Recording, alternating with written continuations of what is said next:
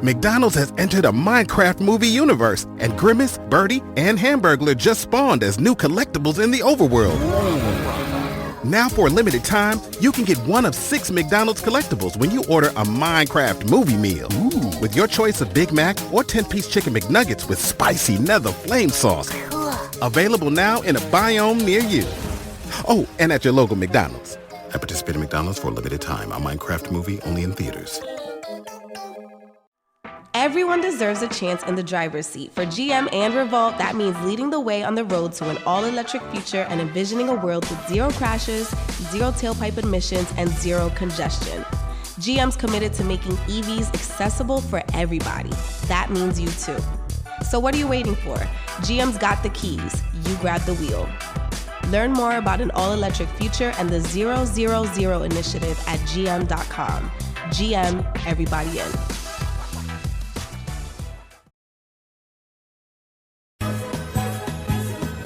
What's good, family? Jalen here. I have some great news to share with you. We have recently launched BWR Academy, the #1 online school and community focused on teaching personal finance and wealth building principles. By becoming a member, you will gain access to premium financial education covering the topics of credit and financing, debt repayment strategies, retirement planning. That's right, we're going over 401ks, IRAs, and everything in between. Life insurance, we'll be having weekly budgeting and accountability calls, and so much more. You will also gain access to a powerful network. For years, we have been preaching, your net worth is your net worth. So here's your chance to increase your social capital. We'll be having many of our previous podcast guests coming back to teach exclusive classes that can only be found through BWR Academy. We have also partnered with Capital, a premier financial app that will allow you to participate in our quarterly savings challenge. We have a goal of helping 1,000 families save $1 million collectively. We'll make sure that you are not a part of the 74% that cannot afford a $1,000 emergency. So if this sounds like the type of environment you would like to be a part of, make sure you sign up by clicking the link in the show notes. Make sure you sign up now because spots are extremely limited. See you in the academy.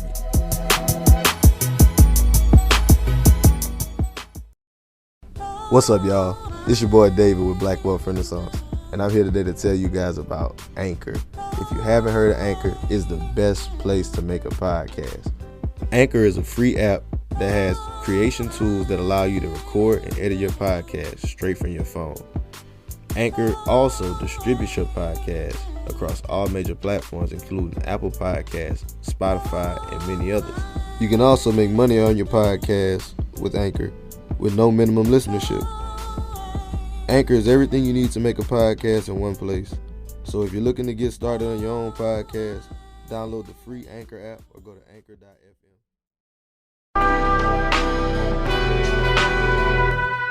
Yo, what's good, everybody? It's your boy Kelly here, and I want to say thank you for listening to the Black Wealth Renaissance podcast, because without you all, we would not be here. And I have a very exclusive announcement to make. We are releasing a brand new show. That's right, we're coming out with a brand new podcast called What's on Your Timeline. We're taking that little segment out of our podcast. We're making it a brand new show exclusively on Patreon. So click the link below, join our Patreon for as little as $5 a month. You'll get an episode every week of a raw, unfiltered, unedited versions of us. You get to hear from me, Jalen, David, and even Jared. You get to hear what we think about on our timeline. You get to hear what we're into, what are we listening to, what are we learning, and we'll get to even teach some things possibly. And I promise you won't regret it. We're going to talk about stocks. We're going to talk about crypto. We're going to talk about real estate. We're going to talk about the Federal Reserve. Hell, even in this last episode, we talked about Kwame Brown. You know, you're going to get the raw, unedited versions of us, and it is exclusively on Patreon. So click the link below. Check it out. Tell us what you think. If you want to join, like I said, again, click the link below. It's only $5. Literally $1, almost $1 a week. You can get a brand new episode of What's on Your Timeline. So, and we appreciate y'all for rocking with us. Peace out.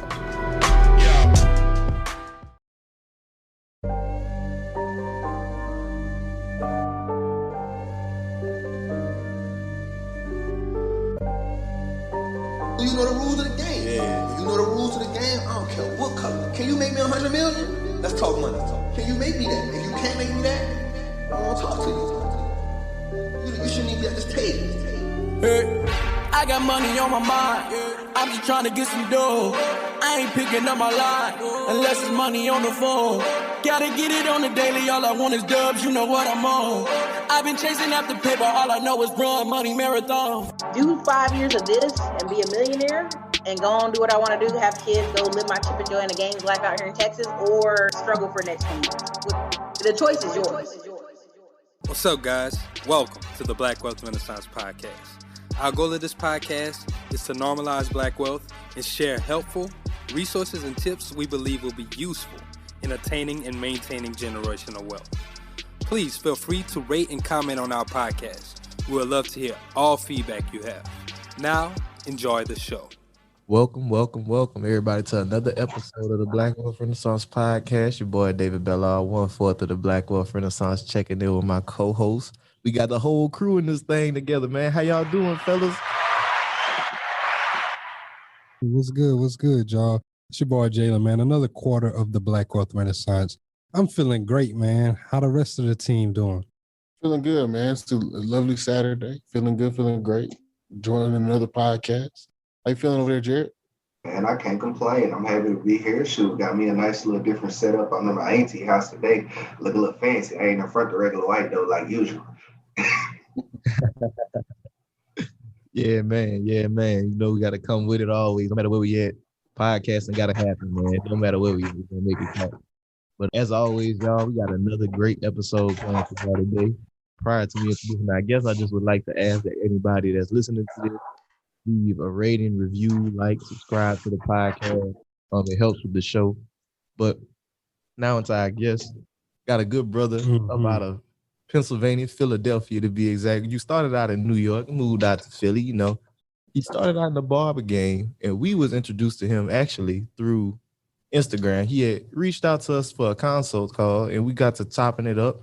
Had a real good conversation with the brother, and he was sharing his journey with us. Was like, man, this is some powerful stuff. This is something our audience really would need to hear. So we had to get him down for the podcast to just share his journey as an entrepreneur through the many different cycles of businesses and share his testimony when it comes to having faith as an entrepreneur. We have none other than Pastor Alan Brown. Alan, how you living, my brother? I'm good, man. Al is good. I heard you stumble on Pastor, brother.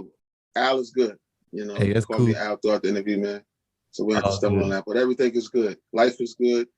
And I'm glad I connected with you brothers, man. I've seen the Black Renaissance moving. I think maybe one time when I first stumbled on y'all might have had like 160,000 followers. And then y'all had like 400,000 followers. So I said it might be interesting to reach out to these brothers and see what they're doing.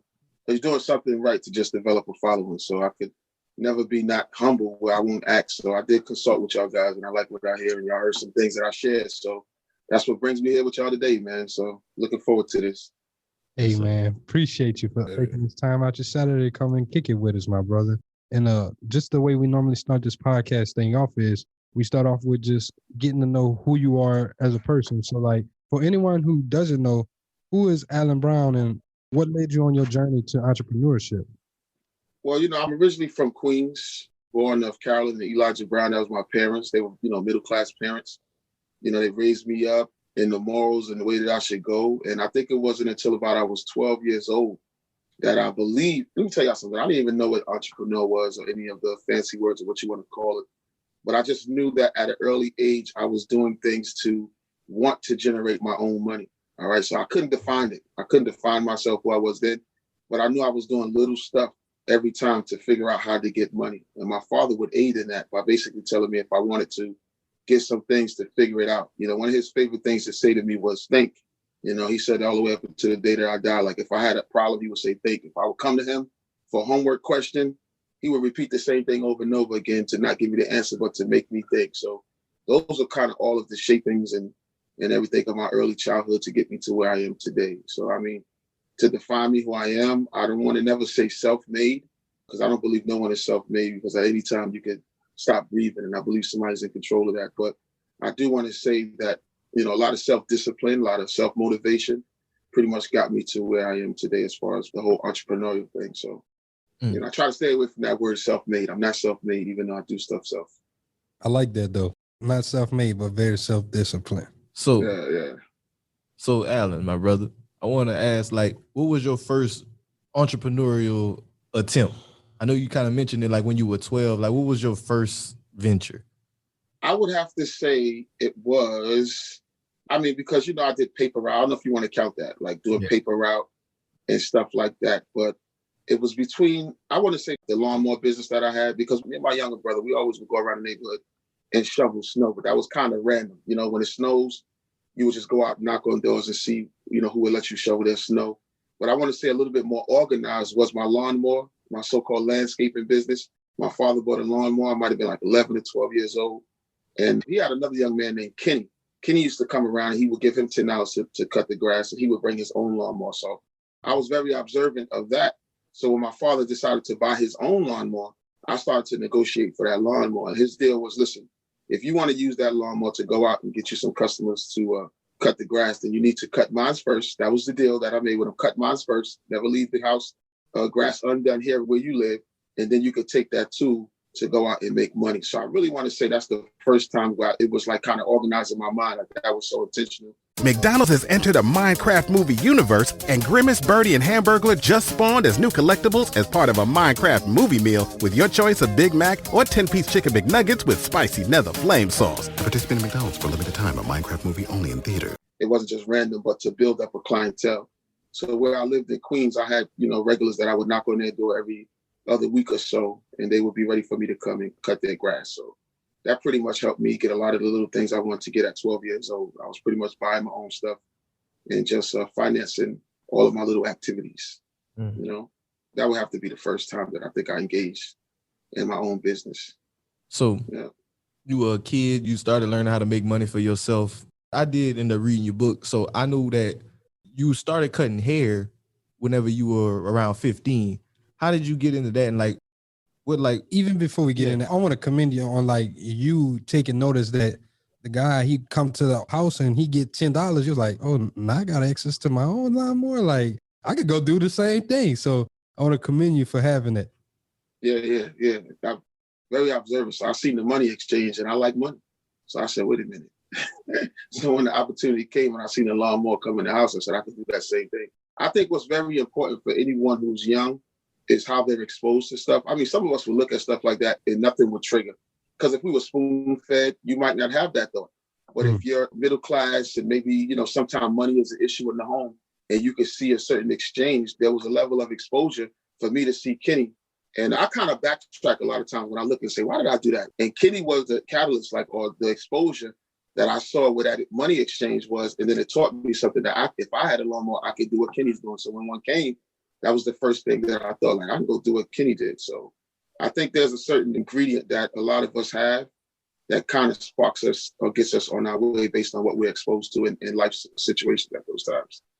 Yeah, that's very important. I definitely think we all have a catalyst, and paying attention and observing what that catalyst is, because sometimes we don't observe what it is. A lot of times some people think, oh, this is just happening to me, but they're not paying attention to what's the underlying actions. Facts. I'd like to get back to David's question with the barbershop. Yeah, I was just wondering, with that, because you started off young, you kind of sowed your entrepreneurial oats kind of young, got used to making money for yourself. And I know you started, your first official business was you as a barber. So can we get into that? How'd you find your way into that and the opportunity? It's always interesting to go over this, but I want to say this. Let's start here. My father used to take us to the barbershop. It was a guy named Dr. J. Now, where I'm from is from Queens, New York. Jamaica Avenue is a very popular avenue. If you listen to a lot of rappers from Queens, in one part or another, they might mention the Ave. They talk about Jamaica Avenue, South Jamaica, Queens, Jamaica Avenue. So there was a guy, his shop was Dr. J's. My father used to take me there, and I was very observant of what was going on there. So I always had a little fascination. So what my pops, me and my younger brother, he's 2 years younger than me, we be telling him the styles we're going to get when we get there. We get in the barber's chair. He cut it all off. We did that. We wanted a fade, or we wanted a flat top. Because flat tops are there. He be cut it all off. You're not going to comb your hair tomorrow. Cut it all off. So my friend Jonathan started cutting hair. And, we were young at the time. So we asked my father, listen, could John cut our hair? So he said, all right, whatever. So I started cutting our hair and we started to like the styles. He was learning basically how to fade and do all of the moon parts and everything, you know. So we was liking that. And then after about a year, Jonathan enrolled in barber school. So when he enrolled in barber school, he pretty much that occupied his time. There was nobody in the neighborhood to cut hair. So I picked up the slack. Like my little brother needed a cut.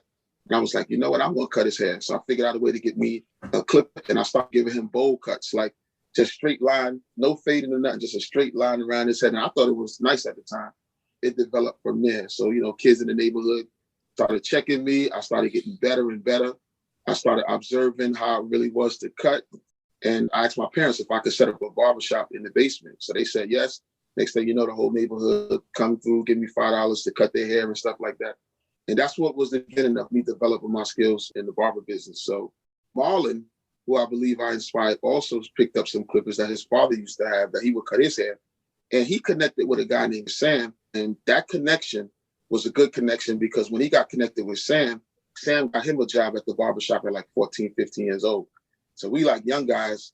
And there was a guy named Marty who had a shop as well on Jamaica Avenue, right off Jamaica Avenue, 161st in Jamaica, where he trained and where he learned. So Marlon started building a reputation in the neighborhood and he started wearing, you know, I'm talking about the late 80s, all right, and early 90s. He's wearing like Dookie ropes and Cuban chains. And I'm like, yo, where you getting all this money for that? He said, I'm cutting hair up on the app. So he already knew I was cutting hair. I was like, yo, you got to get me in that shop. I need to get in there. So I asked him like 3 or 4 times. And he would always tell me like, I'll get you in, I'll get you in. But he never would. He never would. So I finally went up there on my own. And when I went up there on my own, I found out who the owner was. His name was Marty. I spoke to him. So he told me, all right, when you get a little better, I'll get you in here. So for 6 months, what I would do was I would go by the shop. I would sit. I would watch the other barbers. I mean, this was a time where there was no YouTube. I think if YouTube was around now, back then, actually like it is now, I would have learned so much faster. But I sat behind these guys and just watched them. And then when I would learn something, I would go to my brother and be like, let me try this. So it got so bad that my brother had burns on his head, lopsided head, you know, all type of burns on his neck. Because I was just every day cutting his hair, just burning them up and just trying to overly sharpen my clippers and whatnot. But at the end of 6 months, I went to Marty and I told him I was ready. So that was like when I was 15 and he gave me a job. And from then it just took off for me. That's how it happened. That's how it happened. I love it, man. I love it. It's I want to know how he convinced his brother to keep on letting him to keep cutting. Let me share this with y'all. That was, if y'all heard me right, that was my little brother. Yes. It was no convincing. You know what I'm saying? I'm 14, he's 12. I'm like, yo, come on, let me get your hair. And that's that. Or we going to have a fight. Like, so there was no convincing. Give me the hands. You going to get beat up and you still going to get messed up. You know what I'm saying? So he dealt with it. But you want to know the interesting thing now about my brother? He got a barber school. He has 4 barber shops. He had 2 in New York and 1 in VA and a barber school, 13-chair barber school in Virginia. So he picked up the trade right after me and took it and ran with it. And he started developing in real estate. He got a contractor company, got a barber school, got a real estate, multi-unit homes and everything. So that trade pretty much set us off. To be honest with you, it set us off. I'm glad I stumbled on it because, you know, at 18, when I was 15, I started building up a lot of clientele in South Jamaica, Queens. I'm not bragging on myself, but really nice. A lot of those drug dealers and everything that 50 Cent be rhyming about, I know all of them for cutting their hair. It was just a spot in Jamaica, Queens, where it was a frequent spot. So I came up cutting those guys' hair. I built a reputation. And at 18, I owned my first barbershop. And then shortly after that, I had another shop. So cutting hair pretty much gave me the foundation to everything probably we're going to talk about today. A lot of it. Hey. That's powerful, bro, because I'm glad you keep touching on that word trades, because nowadays people like they have a negative perception of the trades, or like we don't talk about it enough. But like you said, in the 80s and all, back whenever you was learning, 80s and early 90s, like the trades, that was the only option. Now everybody want to do what they see on the internet. Like we need to get back to that as a culture, just like using those to leverage up. So learning a trade at 14, 15 led to you owning a shop by 18. Correct. I kind of want to talk about like you learning the trade too, because you didn't mention that you went to a school. So going to like barber school wasn't required in the 80s like it is now? Because I know now you have to have like your barber's license and everything. Well, Okay, let's talk about it. I mean, I was a little hustler at that time. And, there's a lot of shortcuts that you could take and you learn about these things. I will say that a license was required all the time. So throughout my story, a license was required all the time. And just about in every state where they regulate, a license was required. I just so happened to stumble on a situation with a guy whose name was Marty. Just was like, if you was nice, he would let you in his shop. His shop wasn't even a licensed barbershop. It was just some renegade type of setup, a hole in the wall. We was a 5-chair barbershop with 11 barbers. It was always busy because you had to hustle for your chair. So there's a lot of unique situations in which I learned how to hustle. I learned how to be a shop to build up my clientele. So, that's like a whole nother podcast of just learning the ins and outs of just grinding and getting some insight on hustling. But this was a guy named Marty who he had his license, but a lot of the guys who were with him didn't, but he let you work. But I ended up getting my license at the age of 18. Now, as far as schooling, there are 2 ways in most states that you can get your license, which is being apprentice, like an apprenticeship, or actually enrolling in school and getting your hours through the school. So I basically took an apprenticeship. I signed maybe when I was 18 or 17, and I had my apprenticeship for 2 years. And then I was able to go take my state board to then get my license. And I didn't get my license until I was 19, but I owned my shop at 18. So that was just part of the hustle. Yeah, I didn't have the paperwork, but the opportunity came. I just jumped out the window. So, I jumped out the window. Everything works itself out, man. I had a state inspector in my shop when I didn't have my license. My brother didn't have his license. And New York is kind of laid back. But he said, who in here has a license? None of us had a license. So I'm 18. My brother's like 16. I have one other guy in there. And none of us have a license. So he said, he'll bring some paperwork for us to initiate the license process. And he never came back. He said he was coming back the following week. He never came back. So a lot of my friends in New York, guys, I ain't trying to blow them up. Who knows gonna hear this, but a lot of my friends in New York, the shops is not like legit. New York, it's about the hustle. And, once we'll fix it later. Let's get this money now. We'll fix the situation later. But it always burdened me. So that following year, I got my license after I did my apprentice time. Yeah. So very interesting. So I kind of want to get into how you acquired the shop at 18, being that you were unlicensed. Like, how did you go about getting the shop? Was it just like you financed it? How was that? I did finance it, but I also stumbled upon it. So I believe in life, there's different things there's happenstance, there's certain mindsets that gravitate you to what you really are and who you are. So I kind of want to say that I was a boss ever since. Like when you hear my stories and I'm talking about cutting grass or I'm talking about setting up a bar shop in my basement. There's another story I mentioned in my book where I started selling autographs. I stumbled on this idea because one of my friends, his sisters, showed me an autograph from Audio 2.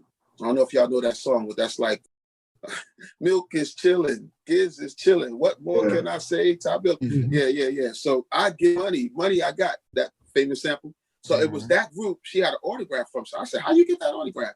She said, I just sent a letter to their fan club and they sent it to me. So back in the day, you could look at the back of an album cover and see the details and the phone number and address of the artist. So they contacted the artist. The artist gave them a thing back. So I was like, wait a minute, that was all you did? So I did it and it worked. So I went to school probably next week and I was telling all the girls that I had an uncle who was a manager in the music business and I can get anybody's autograph. So they was like, what?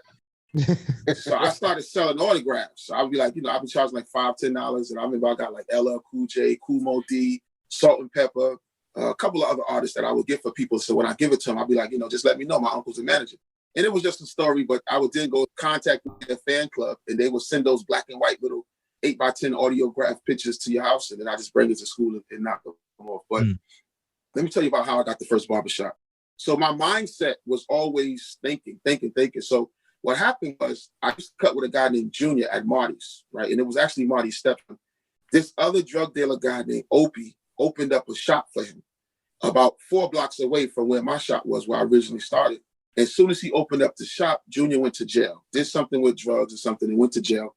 So he was away for almost a year. So the next crew that the guy had put in there pretty much robbed him. Like it was bad. It was a whole bad management situation. So he came down to where I was at and was like, yo, I'm looking for barbers. So none of the barbers wanted to go because everybody was comfortable with the money that they was making. They were grinding. It was good money for, barbering, especially at that age. So I was like, you know what? I was kind of sick of where I was at. It was a little too cluttered. So I said, you know what? I'll go up there. So when I went up there, the first week wasn't really all that. I probably only made like $300 or so because I'm used to making a little bit more than that. Plus back then, it's not really like cell phones and, you could keep a clientele with just, it's social media. You see how barbers is on social media now. It wasn't none of that. It was just payphone in the shop or whatever the case is. So my clientele kind of dropped, but something in me was like, Al, just go ahead and step out to see what happens. So I went up there. I started to rebuild the barbershop. It was me by myself. I started rebuilding the barbershop, and I'm getting to know the owner of the building, which is very key because he became my first millionaire mentor. So I'm getting to know him. And about 4 months into it, my move, he comes to me and asks me, where's Opie at? And I'm like, he hasn't been around. He said, well, Opie haven't been paying me any rent for like 3 or 4 months. So I'm like, wait, what? So I'm building up this business. Yeah. And I'm hitting him off and he's not paying the rent. So he's like, this could possibly be defaulted and it's going to be closed down or whatever the case is. So now I'm stressed out. My brother had moved up at this time. So we kind of stressed out like, dang, we just made this move. We built up the shop. The clientele is crazy. What we going to do? So the landlord came again. I couldn't contact Opie. I'm reaching him out, which was a blessing. So I started thinking like, what could I do? So I asked the landlord, I said, can I take this place over? So he broke down the expenses to me and told me that the rent was only $1,400 a month. So at the time I'm making like a G to $1,200 a week. I'm like, wait, the rent is only $1,400 a month and I'm giving him all of this money. I said, I can handle the rent. So he said, you can. So he was like, yeah. So he said, you know what? I'm going to evict him out of here. I'm going to need you and the barbers to leave the place for a couple of days while I go through the eviction process. Have the marshals come in, put the notices on the door, and then I'm going to repossess the whole shop. Once I repossess the whole shop, then I can sell it to you, and then you can rent it out. So we negotiated, and that's how it happened. So the whole transaction cost me about $7,000, and then that's how I got my first shop. Yeah, and I financed the $7,000. Yep. Dang, yeah. So the barbershop was only $7,000? Well, what the landlord wanted, he wanted his security and he wanted his back pay. That's all he was really interested in. So that's all I had to give him. Yes, I laid that out and then it was mine from right there. So I signed that at least at 18 years old, paid that off. And then that was pretty much it. I was moving from that stage. Absolutely. That's why I say I stumbled on it, but also it was kind of me because I just felt like it was meant to be. It's meant to happen. I think it was a certain mindset that drew me to that whole situation. So now that you go from just working in the shop, now you actually the owner in the shop. How do things change? How do things start to get different for you? Because now, like, instead of just paying booth rent, if things don't go right, you could have blamed the dude that it was over, like who names it was under. But now it's all on you. So, like, how does things start to change, and how do you start to prepare to actually be this business owner? You know what? I got to be honest and say it was. First, let me say it was no pressure. It was no pressure because I had already seen myself giving him like $700 to $800 a week commissions off of my cut and then also money off of the other. So when the landlord told me, like I was stressed up before that, but when the landlord told me that the rent was only $1,400 a week and I knew I was giving him that like a week and a half to 2 weeks time, I was like, wait, that's all? So it was kind of like a revelation to me that I didn't think about. But I'm like, wait, that's it? I said, this is easy for me. So I kind of took it. And I was the one managing it for that 4 to 5 months anyway. So it was no pressure. So all I had to do was do the same thing that I was doing anyway, and basically just grew it from there. So I added on some more barbers. The place was a little bit more stable because I was there and running it. But I was mature about the whole thing. The type of person that I was, I didn't have loud music. I catered to every level of clientele. So there was older gentlemen, there was women that would come to my shop. Everybody would feel comfortable. And that's just something that I just knew to do naturally. And from there, it just thrived because then people start talking. And barbershop is a good word of mouth business. If you're giving out good cuts, people will tell people about your business. And that's pretty much generally with any business. So it was pretty simple. That wasn't one of my complex projects. So that's awesome, man, especially from a very young age to be able to step out on your own and to have your own business and to be in charge and managing these different people. But from the barbershop, what was your next venture? In between that, I got married. Let me just back up 1 minute and share this with you. That the 5 to 6 months that I was there, the landlord within the 2 months of time got to know me, and he saw me opening and closing the place for the other person I was working with. He saw me there all the time. So that kind of aided in him and his wife leaning to say, you know what, we're going to let you get that spot. And I share that because they were Korean. So he became my mentor. But he always often would tell me that, you know what, I'll be honest with you. We don't really do too much business with Black people. This is straight up and down. And he said, but how we saw you there every day and doing what you do, it made it easy for us to give you this opportunity at 18 years old. So it was basically my character that they saw that actually helped me get. I didn't need no references. I didn't need any of that. He just believed. And then I did business with him basically for 12 years in that location, as well as the second location, which is the question that you asked me, what happened after that? I did a couple of different ventures. Like I had a cleaning company. I started my music production company. And then I opened up another shop when I met my wife. So there was some things in between. And I share that even in my book, like some of the details that I learned or the insights that I received as I ventured into different businesses, because there's different levels to entrepreneurship. And I think that having a trade and getting into your own business, it's like when you're the one making the money and having to be there to make the money, it's like the first level of entrepreneurship. And then there's different ways to scale up when you come out of that or work on your business versus in your business. But those are the things that I started to learn as I started to make progress. I was just about to ask if there was a particular time or a particular instance that kind of like hinted towards you thinking on that level, as far as like there's levels to entrepreneurship. Because I know some people, like, for example, I know barbers who like make good money, you know, they work for themselves. They don't really have their own shop or anything like that, but it's like they're not really worried about that. They're not thinking about trying to scale. So like, when did that kind of click with you? Like, I can't be in the shop all the time. Like, it doesn't need to just be me cutting. You know what? I got to bring this guy up again. His name is David. He's the one that owned the building where my first barber shop was. So let's think 13 stores, right? He would sit me down. Now you got to think now, at 18 years old, I'm doing for myself anywhere from $1,000 to $1,500 in cutting hair, and I own this barbershop. So y'all already know my young mindset, right? Let me share that. You know, I got all of the sneakers. I'm getting fancy cars. I'm doing all of the silly stuff. And he sat me down and he said, why you got all those clothes? This is what he asked me. He asked me, why you got all those clothes? He said, why you got sneakers for every day of the week? So he took a liking to me, right? To give me some insights that my community, or I didn't see exposed in my community, as far as what to do when you get the money. Mind you, I'm around a bunch of drug dealers. Everybody got BMW, Mercedes Benzes, every fancy car. So I'm thinking, you know what, once I get this money, that's my move to do. So I did it. And even after I knew to do better, I still did it a little something. It's like something that's got to be worked out your system. But when you talk about scale, or just learning the different levels of entrepreneurship, the first seeds that came were from the same guy that gave me the barbershop at first. He told me this principle. I talk about it in my book. It's leverage. One of you guys mentioned it earlier. But he said, he started talking to me about leverage, and how he broke it down to me was, look, I own this building.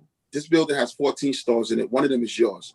So he didn't knock my level of entrepreneurship, but he said, look, you come here every day to make money. You're your own boss, but you come here every day to make that money. He said, I have a building with 14 stores, and I come here once a month to collect money. So that's a seed in itself to provoke thought, right? So now you like, okay, so break it down. So now, you know, this is my beginning understanding of an asset making the money from me, then me coming to an asset and working within the asset to make the money. Y'all see what I'm saying? So he was the first one to start stimulating my mind like that. Then there was another guy named Derek. And Derek owned a Jamaican restaurant that cooked Jamaican food like about 5 stores down from me in the same building. And he was into real estate. So he had a restaurant. But, you know, when on some downtimes, we would get outside and we would talk. And he told me, he said, yo, I own 15 homes. I'm like, you own 15 houses? He said, yeah. And I make about a G off of each one every month. So I'm like, wait, what? Yeah. So I'm like, wait, what? He said, yeah, I bought them low. I renovate them, then I rent them out. And I only get into the deal if I can make just about $1,000 or more on cash flow on each one. So he broke all of this down to me. The reason why I said that I had the information and I still did dumb things, because I can remember Derek sharing that with me. And I still went out and bought a fancy car and dropped money on the car when I could have dropped it on the house. But, you know, again, you young, this is stuff that when it's embedded in you, you got to get it out your system. So eventually it comes out of your system. But those were the beginning of the seeds that I got that actually changed, I want to say, the trajectory or the course of my life when certain opportunities came, rather if I should jump on them or not, because of what I saw and how I can look at them and how they can scale. So that was the early stages for me. Yeah. That was the early stages. So you got the second shop and you went from that position of being like self-employed to being an owner as well. Like, were you still working in the shops whenever you had the second shop, or were you like strictly like your guy? All right, well, here, let's do this because I think this will help your listeners, right? You can build in a particular way and you can get trapped in that way. I want to specifically use the word trapped because If you are the person in your business and the business relies on you to make money, and you start building other stuff outside of that, okay? Let's give some examples. So now you go get a home. I ain't talking about an investment property, but you get a home. Now you go get a couple of cars, right? And now you go get some other expenses that all rely on you to cover them. This is not a business that cover these expenses. This is you. So I'm Barber Al. I show up to work. I got my business, self-employed, got my workers and everything. But that low-level system takes care of my house note, takes care of my car notes, and everything else that I'm financing from cable bills, utilities, or whatever. I'm just one guy. And if I go down, then everything else comes down around it. Y'all feel what I'm saying? Mm-hmm. Which is a lot of times what the majority of people, whether employed or self-employed, build a system like that where they're the one that's running that system. Next thing you know, they're down. The system doesn't take care of itself. Everything else has to suffer. You're going to have to start pawning some stuff or bringing some stuff back to the dealer. Like, I can afford this no more. The NBA playoffs are here, and I'm getting my bets in on FanDuel. Talk to me, Chuck GPT. What do you know? All sorts of interesting stuff, even Charles Barkley's greatest fear. Hey, nobody needs to know that. New customers bet $5 to get $250 in bonus bets if you win. FanDuel, America's #1 sportsbook. 21 plus and present in Virginia. Must be first online real money wager. $5 deposit required. Bonus issued as non-withdrawable bonus bets that expires 7 days after receipt. Restrictions apply. See full terms at FanDuel.com/sportsbook. Gambling problem? Call 1-800-GAMBLER. So because it was built on you. So when you ask me, how did I make the transition? It was a faith thing, okay? Because I want to say about the time I got the second barbershop, I met my wife and we're starting to build a family. And when I get into the ministry, for the first 5 years, I really don't understand faith, okay? I'm in church, but I don't have relationship. So now I'm feeling trapped, all right? I'm feeling trapped under the weight of me having to be somewhere every day. And if I'm not there, everything falls down. So you kind of feel like you're trapped because if you pull away from it, everything is gone. That's why a lot of people can't be free now because they built businesses that way or they built their career that way where they now have obligations. And if their income stops, those obligations fall. So I went to prayer about it. So y'all do know y'all talking to Pastor Al, who wasn't a pastor at the time, but I was new into the ministry. I'm new in my faith and 5 years has gone by. And I go to pray about it. Like, you know what? This is too much pressure for me. I need another way. Now, I got all of the information and I know how to scale, but I just don't know what it is, how I'm going to make the transition to stop doing everything I'm doing to go get the new way of things. And that's when I went to pray. And when I prayed about it, the answer that I got back was to just walk away from everything, get rid of everything and just trust me, trust God. So that's a challenge because my whole life since I'm 12, 13, 14, I knew how to get my own money. And now God is telling me to step out on faith to get the new things that I want in my life. So that was very challenging. So again, it's almost like the mindset of me just going out and flossing and doing things the wrong way. And that had to be changed. My level of faith had to be changed because I'm saying that I'm a believer, I'm Christian, so that's my faith. I'm saying I'm a believer, but yet I won't trust the process to step out on faith to get what I really want. Mm-hmm. So it's like God had to check me on that. So it took me 6 months. So when he first told me that, I was like burdened. Like, oh my God, get rid of everything. I didn't hear God. God didn't tell me that. That doesn't make any sense. And I'm glad you say that, my brother, because a lot of times we'll be told, go pray and talk to God. And then sometimes it'll be like, how do I know when I'm going to hear him? Or how would I know that is God talking to me? So I kind of want to ask you that, like, how'd you know that's for sure the message that God said, you know what, Alan, you need to get it all the way?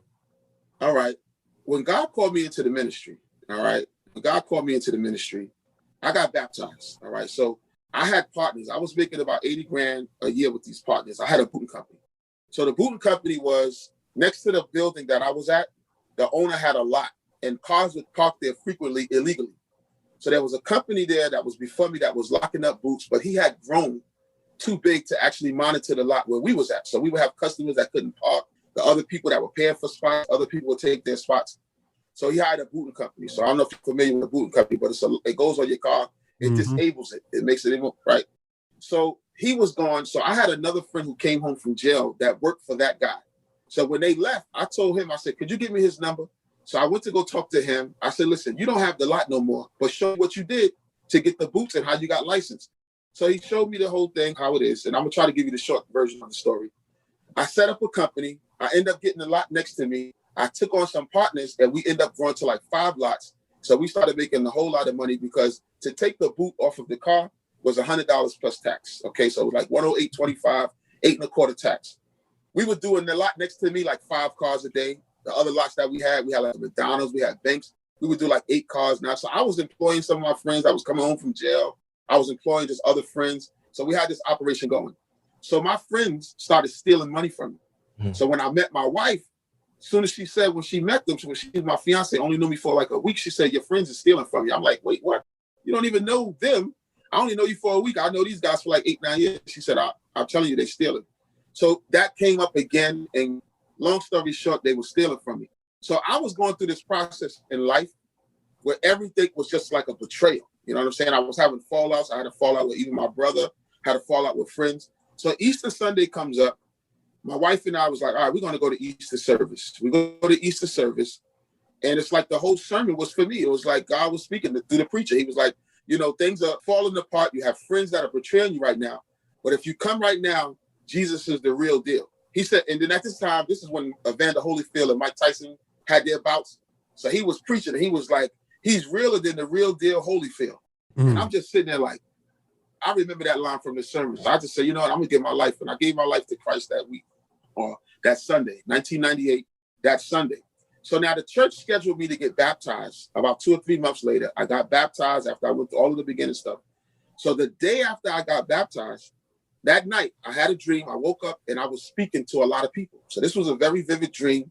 I remember it clear. I was speaking to a whole lot of people. So I proceeded to tell that to my fiance at the time. I said, I had a dream and I was speaking to a lot of people. We dismissed it.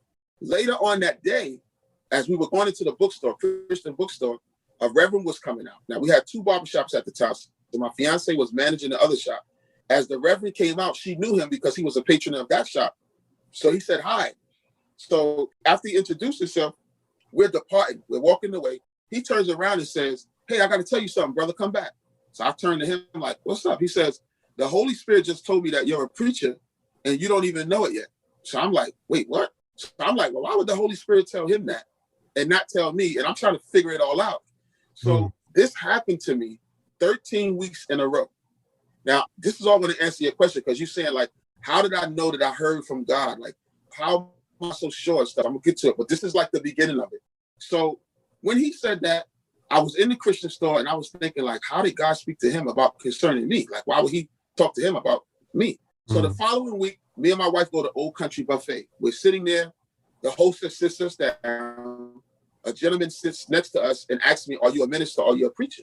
So I'm like, nah. But then I'm recollecting, like, that just happened last week. So this keeps happening. Random people keep coming up to me in the street, restaurants. We went to the Old Country Buffet again. Another person came. We just coincidentally sat in the same booth. And another person said, hey, you a preacher or a minister? So I called my pastor and I'm like, Pastor, people keep randomly coming up to me. I'm on the bus. The bus driver was asking me if I'm a minister. Why is this happening? He said, God is trying to tell you something.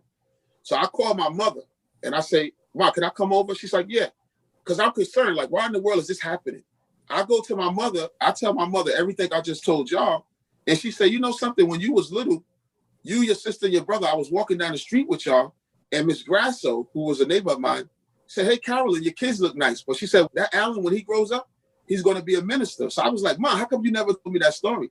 She said, while you're sitting here telling me this story about all these people coming up to you, I just remembered it just now. So it was meant for her to remember it just at that moment.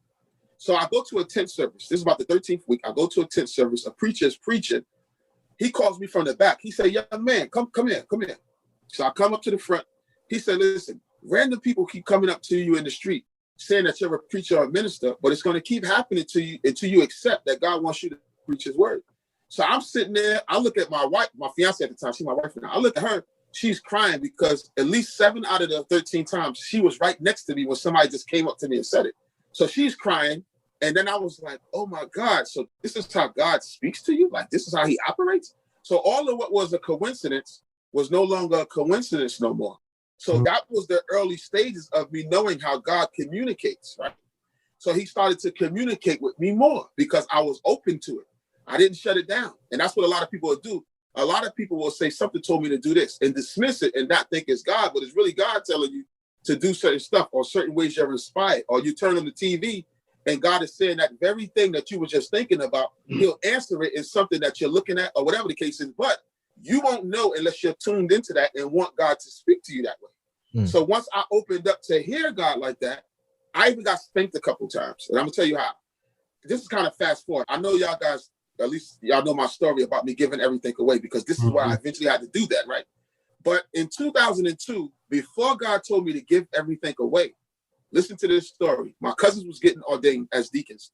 I go to New Jersey. I'm in Queens. I go to New Jersey, and I only bring a couple $100s. My wife don't usually carry no money. I got a couple $100. I don't carry no debit cards or anything because I don't spend like that. I take what I need. And this is back then, all right, not now. So we go 2 states over. Y'all know a church service. After the service, they're calling for an offering. They're calling for an offering. So I have $140 left on me because I got gas. I fed the family. I'm in this service with $140. I go to put $100 in the offering.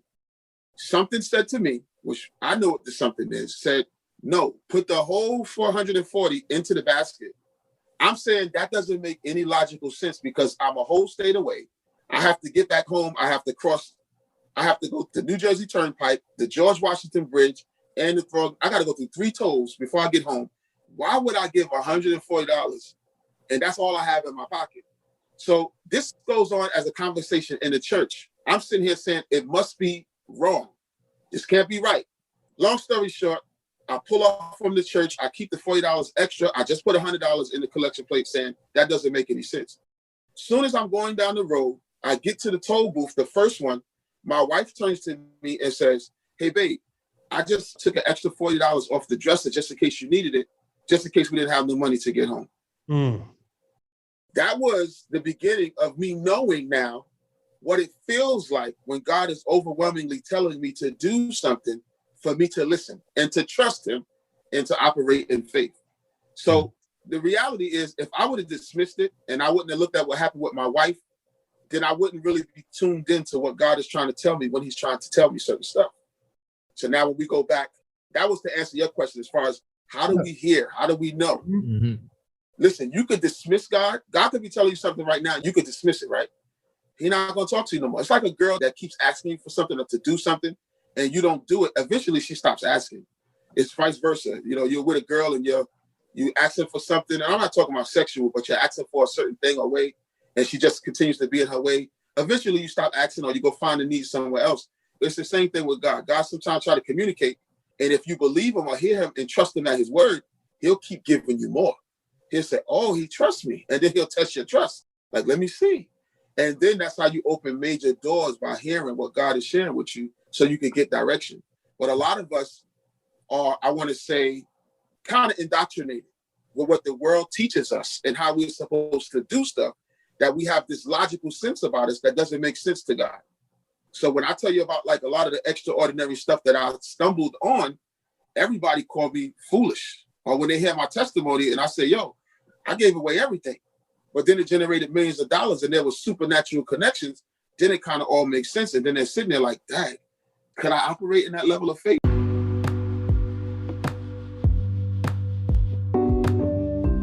Have you been thinking about starting a podcast, but you don't know exactly where to get started? Maybe you don't know exactly what equipment you should buy or who you should go through with the hosting platforms. Well, good news. I created a course just for you. It'll be showing you how to make the fewest mistakes possible on your podcasting journey. It's called the Podcaster's Playbook, and it's a total masterclass taught by me, showing you all the techniques and tricks that we use behind the scenes of the Black Wealth Renaissance podcast. Swipe up now, click the link in the show notes so you can purchase the Podcaster's Playbook.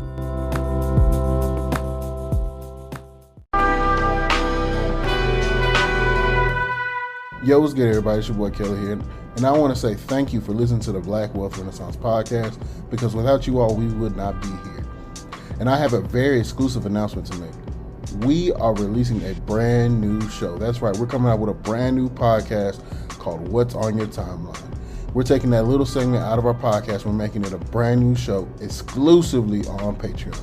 So click the link below, join our Patreon for as little as $5 a month. You'll get an episode every week of a raw, unfiltered, unedited versions of us. You get to hear from me, Jalen, David, and even Jared. You get to hear what we think about on our timeline. You get to hear what we're into, what are we listening to, what are we learning, and we'll get to even teach some things possibly. And I promise you won't regret it. We're going to talk about stocks. We're going to talk about crypto. We're going to talk about real estate. We're going to talk about the Federal Reserve. Hell, even in this last episode, we talked about Kwame Brown. You know, you're going to get the raw, unedited versions of us, and it is exclusively on Patreon. So click the link below. Check it out.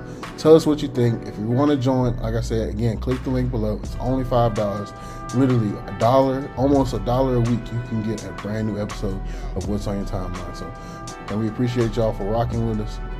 Peace out. So I was struggling. I was trapped. I was trapped in my entrepreneurial, I want to say, first level mindset. And I was praying to God, like, God, if I walk away from everything, everything falls apart. And guess what God said? So what? So what if it falls apart? If you truly have faith and trust in me, there's no such thing as falling apart. The only thing that's happened is that you're going to be reprocessed. So now when you're in a season of lack, because you're building your mind and getting everything prepared for the next season and leaving everything behind, that's a process. Yes, it can be uncomfortable, right? Listen, some people go to college for 4 years to come out and do nothing. That was the process that produced nothing. So now if God said, all right, I want you to just go through this process and you'll go through a season of lack, but in your season of lack, you're going to get great understanding. You're going to get great insight. Then it's all going to be beneficial that when the big blessing comes, you sustain it. So that's exactly what happened to me. I didn't know. When God told me to give everything away, you know what he was doing? He was freeing me up because I'm sitting there. My first questions were, God, what about my mortgage? God, what about the shop rents? God, what about these businesses that probably ain't producing what was getting ready to produce, right? God is basically saying, let all of that go. My world mind is saying, how in the world do you do that? Nobody logically does that. But if you remember, I already learned logic from God with a $140 offering and not listening. So when he say give it all, he already knew my wife had the money to get home. I didn't ask her because I didn't want to say what was happening within me. So there are small steps that you learn as we move forward. And I'm sorry if I'm taking up time. No, this is good. Sharing the spiritual side, because there's a lot of principles, and I'm sure you guys talk about it. I know you got guests that talk about it, and I know you guys got guests that talk about faith. But when you apply the faith side to the entrepreneurial principle sides and what you're trying to obtain, and when God gives you a vision, that's like an extra catapult with the faith side, like, because that's the insight and the supernatural wisdom that the world can't see. So when you're talking about a network or a connection or certain things just happening supernaturally, when you have the wisdom, I want to say, of the world or the principles or biblical principles, when God is in the mix, it's no stopping you. It's just that we have to take off what the world has taught us to look at what might look like foolishness to somebody else to get those things to come to pass. So God told me to give everything away. It was a challenge, but I eventually did it. Can I ask, how did he tell you that? What was the signs for, hey, Alan, you need to give everything away? How long did you battle with being obedient with that? Oh, man. Okay, well, I did say for the first 6 months, I didn't listen, right? And I tried to get into the mortgage business, right? So I knew God was telling me to get rid of the shop, get rid of the home, and I dismissed it. So I tried to start another business. Total failure. So I learned a lot about the mortgage business. I connected with another lawyer friend of mine who had a brokerage type business. Total failure. So when I went back to God, said, God, everything is just failing, whatever. The same signal came back. Get rid of everything. All right. So that's 6 months wasted. So I said, you know what, God, I'm going to do it. As soon as I said I'm going to do it, a buyer came for my shop. A buyer came for my house. The house is on the market. And in that 6 month time, me and my wife had visited Virginia, and we said, all right, you know what? We're going to move to Virginia. So we're going to get all of the money from our house. I bought my house for $150. I sold it for $305. So that's about $150 profit. Then I sold my barbershop for like $40-something thousand, right? So I'm sitting really nice, took care of some bills and stuff, sitting good. And once everything was out of the way and I got all that cash there, God started telling me to now give all the cash away. So now, you know, I'm thinking that's crazy, right? So everything was progressive. So just don't think when I'm telling you this story that he told me and I just said, all right, everything is going. He had to coach me. Everything was progressive. So sometimes I would have my own thoughts. And then when I would pray about it, God would share something different to me. For example, Once everything was there, all of the money was there, right? We came, and me and my wife said, we're going to move to Virginia. We didn't like Virginia. We liked it before we had everything sold. Once we got rid of everything, we didn't like it. So I said, you know what? We're going to get out of the house because we already sold it. But I'm going to ask my mother if we can stay at her house for 3 weeks or 4 weeks or so. So we did that. We brought the family to the house. We had one kid on the way. I had my two sons, right? So as I'm at my mother's house watching TV, I keep seeing people talk about how they gave everything away and God blessed them. It was so much annoying to me because I was like, I'm getting rid of everything but the money. I didn't see it like that. So people just saying that. So I cut the TV off because God was talking to me. I cut the TV off. I don't want to hear no more messages like that. You know, I'm sitting, I got a nice stack. I'm sitting good. I turned back on the TV after a week or so, same messages. So I'm like, God, is this what you want me to do? So I go to my first pastor, right? This is 2003. I go to my first pastor. I give him $8,000. Matter of fact, that's him right there. He just passed away at the end of 2019. So I tried to give him $7,000, but the Holy Spirit told me to give $8,000. I give him $8,000 after a meeting I have in the office. I say, God just told me to give you that. He didn't know what it was. He called me back later. He said, thank you, man. He said, I needed exactly $8,000. He had a couple of issues. He said, I needed exactly $8,000. I tried to short him. I tried to give him $7,000, but outside when I was writing a $7,000 check, it's like the Spirit kept telling me to write $8,000. I did it. He called me back. He said he needed exactly $8,000 because he had an $8,000 situation. So that's also training me to know that, okay, when that Spirit is telling me something, it's for whatever need or whatever. So I get all the way down to nothing. All my furniture in my house, I stumbled on a guy who was a programmer from Brooklyn. His wife was pregnant, his fiance was 2 months pregnant. I knew them for a couple of months. They moved into an apartment, had no furniture. I stood in the middle of their floor and God told me to give them all of your furniture in storage. From now, I had a 3-bedroom house. He told me to go in storage and give them everything. So that was leather couches, flat screen TVs, the box ones, not the ones you got now, but this is the Flow TV. I gave him everything, you know, pots, pans, microwaves. I was like, oh my God, God said. So God was showing me, right, that the dependency that I had on what my hands did previously, he didn't want me to have that no more. He wanted me to have total dependency on him. So I'm living at my parents' house, right? And this is about almost a year now, okay? My father comes to me and says, Alan, you was only supposed to be here for about 2 or 3 weeks. It turned out to about almost a year. Like, what are you doing? So I confessed. I said, Dad, listen, all the money that I had, all the money from the house sale, the business sale, I gave it all away. I don't have nothing. So he's like, what? The man looked at me like I had 3 heads. I said, I don't have anything. I gave it all away. So he was like, oh my God. He said, I'm just going to talk to you about it. He went upstairs.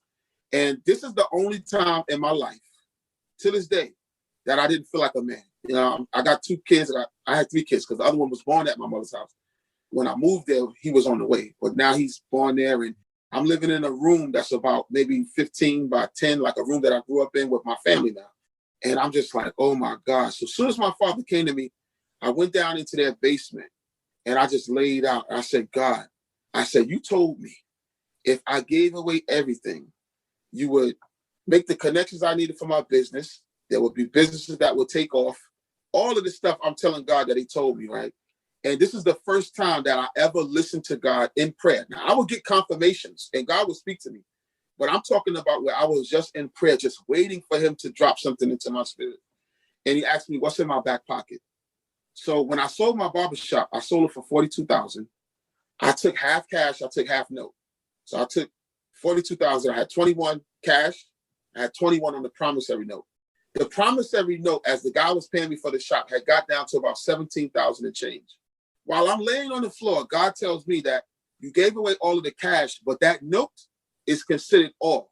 Now, about a month before that, I told my wife, I said, babe, we're just going to live off of the payments from this note until God does what he said he's going to do. That was so wrong of me because that was me operating and trusting in the dependency of some money that I had coming in when I had gave away all. And I told her, I said, we're going to eat and live off of this until God. Foolish of me. That was me limiting God and putting him in a box. I didn't realize that till after. So I'm laying on the floor and God said, I need you to give everything away. Because he asked me, what's in your back pocket? And I was like, I only have the $17,000 left. That's when I got the revelation. I ran upstairs to my wife. I said, babe, if we don't give that $17,000 away, we're going to be cursed. All of the breakthroughs and everything God is doing, it's not going to happen. So she said, who should we give it to? I said, I don't know. So right after that, I got a phone call from my friend who's a prophetess. Her name was Raj Shepherd. She calls me and says, when the last time you went to church? I said, church? I haven't been to church since my ordination. I said, I'm pretty much upset with God. You know, God told me all these things that will happen. They ain't happening. She said, I need you to go to church. She said, it could be my church, your mother's church. I need you to go to any church tomorrow, and God got a blessing for you. So I told my wife that. I said, babe, we got to go to church. God showed me a vision when she told me that. So I'm trying to abbreviate the story so we don't take too long. But I go to get dressed for the church on that following Sunday. My wife was like, well, I'm coming. So it makes us delayed. So here we go, Jamaica Avenue again. My mother lived 2 blocks away from Jamaica Avenue. We're walking down all of these blocks. My wife keeps pointing at different churches. Is this the church we got to go to? Is this one, this one, this one? Finally, we get about 3 blocks down Jamaica Avenue. And I say, this is the sign right here. This is the church. She said, this is the one you see in the vision? I said, this is the one. So we go into the church. It's a woman pastor. She comes to us at the end of the service. She said, God bless you, young man, and, introduce her to my family. We have small talk. She said, listen, you're going to come back next week. When you come back, you're going to have a testimony for me, but this is going to be one of the biggest financial blessings for you this week. So now Sunday starts the week, right? Mm-hmm. I'm looking for this financial blessing the whole week. I'm looking for it the whole week. I'm like, all right. I've been waiting on this. Yeah, listen, I emptied out. Today is the day. Yes. So Tuesday go, I don't lose no hope. And Wednesday go by, I don't lose no hope. Friday go by, I'm like, what in the world is going on here? So Saturday Night Live is on. Y'all know Saturday Night Live come on 11:30 Eastern time. I'm sitting here watching this show. I'm refreshing emails. I got AOL at the time. I'm refreshing AOL. I'm asking my mother, did anybody call? Is there any mail that we didn't overlook? I'm looking for all of the signs of what this lady told me. 1 o'clock in the morning, I'm like, man, that lady lied. So then I got a little bit of hope because I'm on the East Coast. I'm like, well, on the West Coast, they 3 hours behind. It ain't the new week for them, so I'm thinking something gonna come from the West. I got all this dumb stuff going through my head. This episode is brought to you by LifeLock. It's tax season, and we're all a bit tired of numbers. But here's one you need to hear. $16.5 billion. That's how much the IRS flagged for possible identity fraud last year. Now here's a good number. 100 million. That's how many data points LifeLock monitors every second. If your identity is stolen, they'll fix it. Guaranteed. Save up to 40% your first year at LifeLock.com/podcast. Terms apply. Tell my wife, we like the week ended, ain't nothing happened because we struggling now. We like trying to figure this out. All right. So that following Tuesday, now let me tell y'all something. The one thing I didn't get rid of was my laptop. I kept my laptop because for the whole time, now listen how strategic God is. He never instructed me to give my laptop away, but I was learning computer programming on my laptop.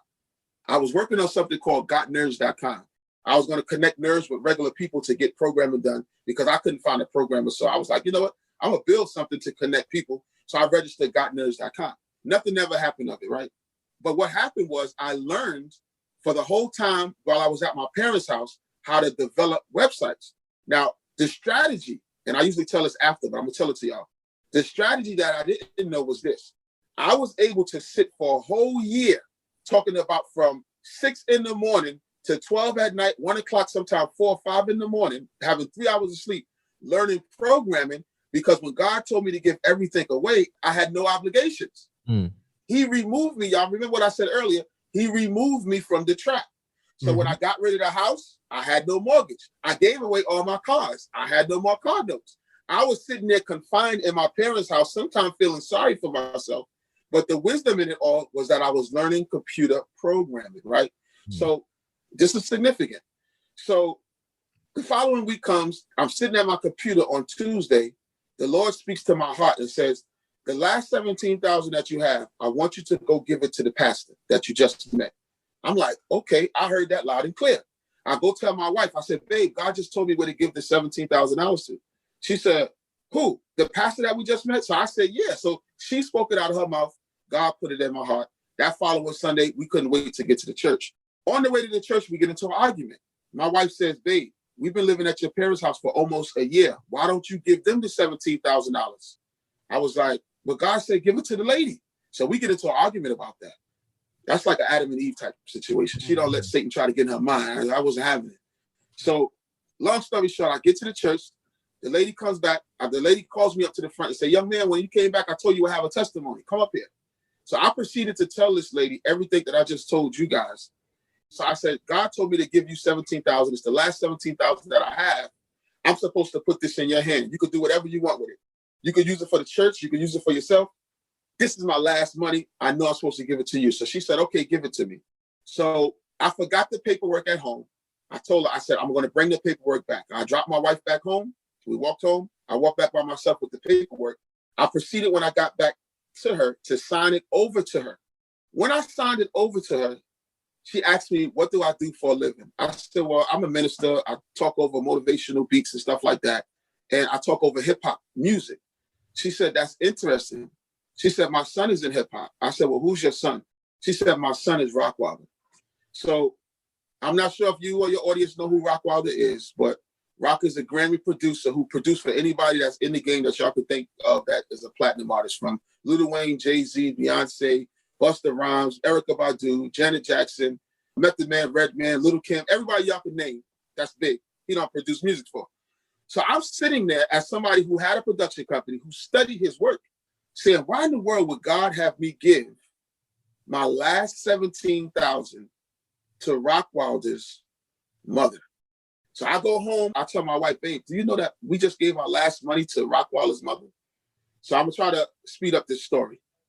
About a month later, after knowing his mother, me and him connected. The second time I met him, the first time I met him, it was his brother's funeral, he died. But after all of that was done and we calmed, the second time I met him was to get together at his house. I said, yo, do you want to start an internet business? Without hesitation, he said, yes. Long story short, that produced, which I mentioned at the beginning of their show, rockbeats.com. Mm-hmm. We launched that the first month, it generated 20 grand. After that, we launched a site called rockbattle.com. That site connected producers all over the world to battle, sell their music. That website generated millions of dollars. After that, I created a software called beatwebsites.com, where I facilitated a cookie cutter software for producers all over the world that they could just come and get a website and don't have to program it, because I did 80% of the programming. I did some outsourcing. That site generated, or that setup generated over 300,000, right? Sell More Beats was a site that I generated because people were arguing on Rock Battle because they didn't know how to sell their beats. I launched that site. That site made 50 grand the first week and continued to make even more money afterwards. I connected with a company that was selling the beat machine that saw the marketing that I was doing. They called me out to help them. They were 1.5 million in debt. I got them out of debt, made a couple $100 grand with them. And then ringtones was popular back then. I negotiated ringtone deals for Rockwilder. So when I prayed about being trapped, when I was trapped, and I was like, God, I got to get from under this. And I said, the main reason now, I didn't pray for the millions to come, but I prayed for free time and basically to have businesses that would basically be businesses I could work on. And God told me, he said, if you get rid of everything, I will set that up for you. And it took me 6 months. But then after I believed and I trust and I just gave away my money and my possessions, God put me right to the person that was the catalyst for everything to happen that I just shared with y'all. Now, my mind was already prepared because I already had millionaire mentors teaching me about scaling, teaching me about leverage. You know, these are key principles that I teach anytime I got to mention these things, because it allows you to see the multiplication process when God could show you how to work on something and multiply it. It's exactly what he did. So just from one thing to the next thing to the next thing. And that's how you got my book now, $1 Million Seed. Well, I just came out with my book, but so much insight. I didn't mean to take up so much time telling that story, but that's when you say who's Alan Brown without knowing those insights as far as my faith, when you see the products that I produce and how certain stuff happened or how I was catapulted in some areas, this all breaks it down. That all breaks it down. It's a powerful story that I'm glad that you shared it, my brother, because I know whenever I was reading it, it definitely spoke to me on faith as an entrepreneur. Like, we always want to figure things out ourselves. And sometimes that's not necessarily the case. We cannot just always rely on our own energy and efforts. I did want to ask you in there, though, like, through this entire process, like, you were able to make the connections with Rockwilder, and like, how was it actually building out these different websites once you had that initial one, right? So you had the initial Rock Battle with him, and then you built all these other ventures. Like, was it easier to grow and scale from that than it was whenever you were in the barbershop space? Yeah, absolutely. Again, the time that I was afforded, right? the time that I was afforded. So let's say the barbershop is, you're working in the business, right? So even when you want to step off, your clientele suffers. So let's just say I want to stop for a month, right?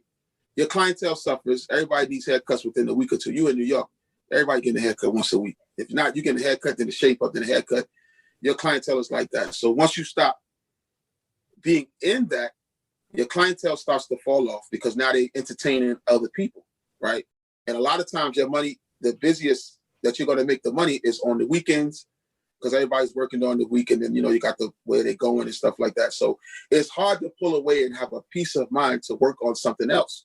So being in a business that now there's systems in place and there's products in place, right?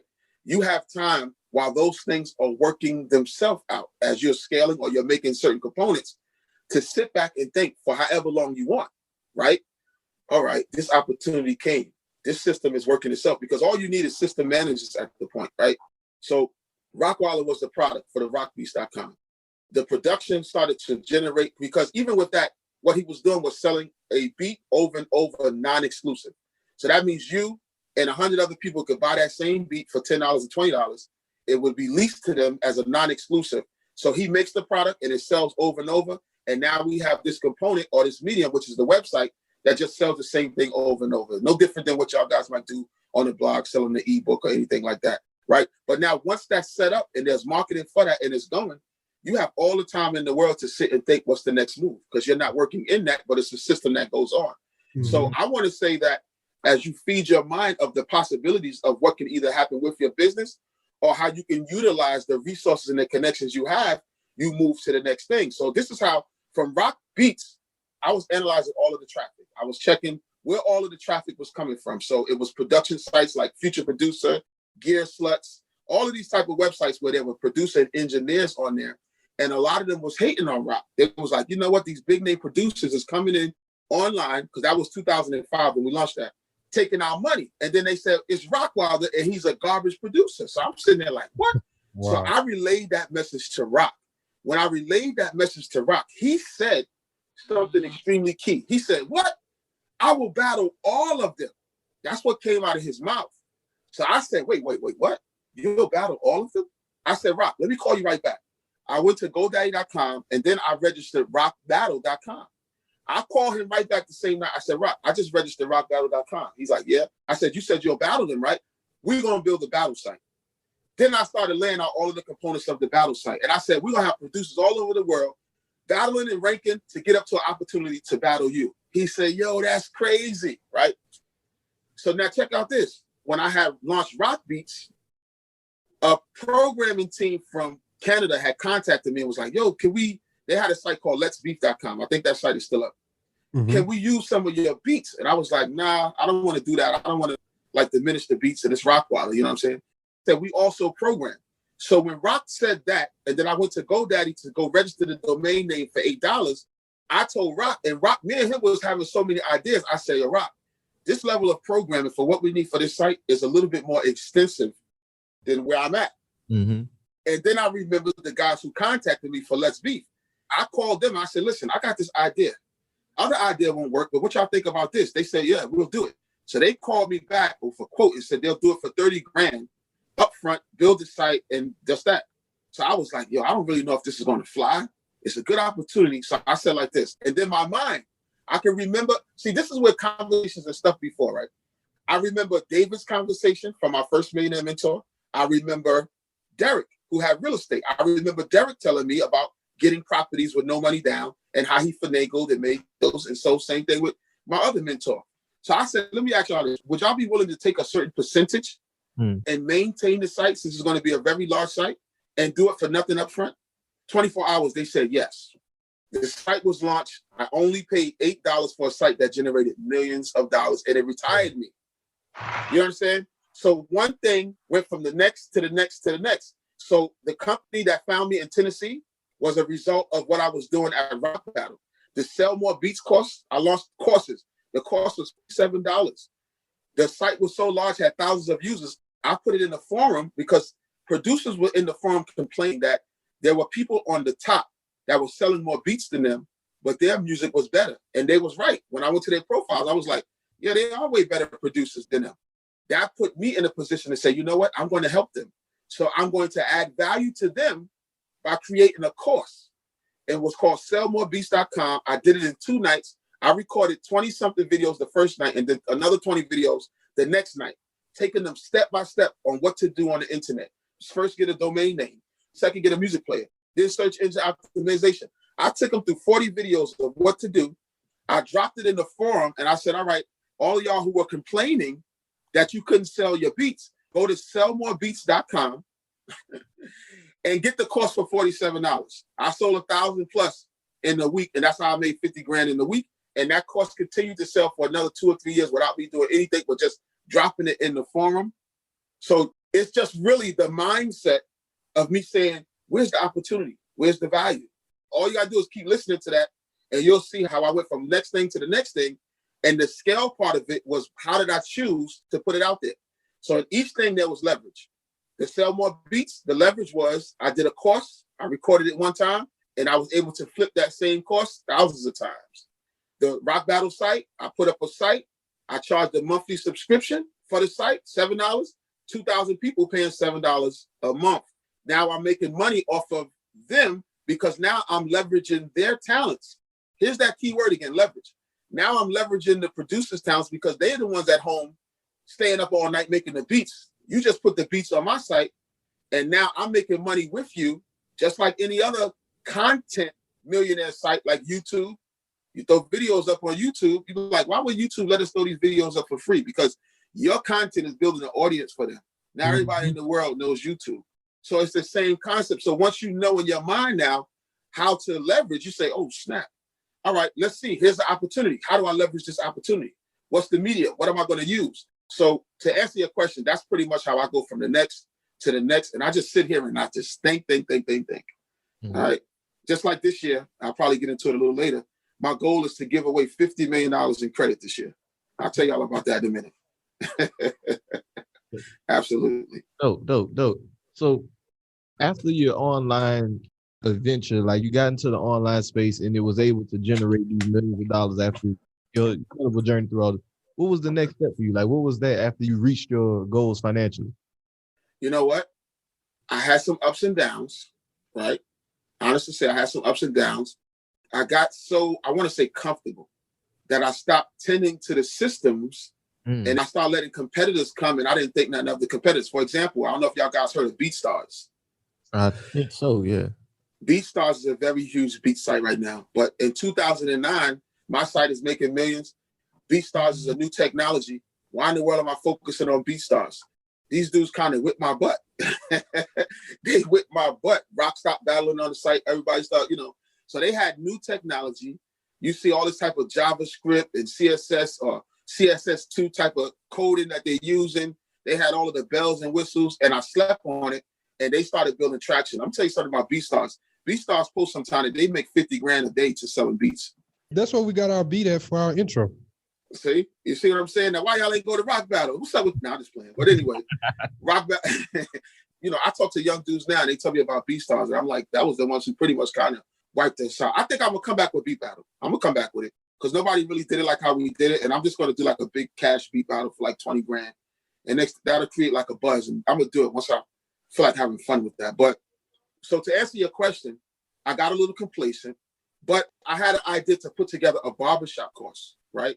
So to be honest with you, I'm getting notifications. Somebody just bought one of my beat courses just now. I'm speaking to y'all. So it's barbershopcashflow.com.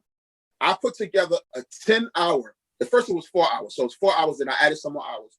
How to start a barbershop and make $100,000 the first year, something like that. So I put it together in December 2016, right? I'm in my basement, in my home office, and I put this course together. By the time I got to the end of the course, I had a strong desire to open up a barbershop again. So my wife says, babe, why would you do that? Like, look, she's telling me, because I told her I would never, ever do that ever again. And she's like, she brought that up to me. Like, you said you would never do that again. In other words, I would never do it because of what it did before. Where I had to pray myself out of it. And I explained to her, like, listen, I got a lot of free time. I want to build something. So long story short, the community where I'm at, God set up everything for me, from the barbershop that I built to the school that supernaturally came next door. I started teaching people how to barber. And what came out of it was the building that I'm in, I initially went to go lease the barbershop. Stayed there, built the barbershop to 9 chairs, 8 barbers, 1 beautician, right?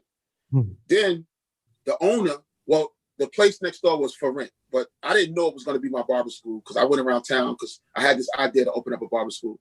Barber school right now is 20 grand right now to go to barber school, anywhere from 18 to 20 grand. So when I did the math, I said, I'm going to open up a barber school. So I started looking for one. I didn't know it was going to be next door to me, but the place next door was going out of business.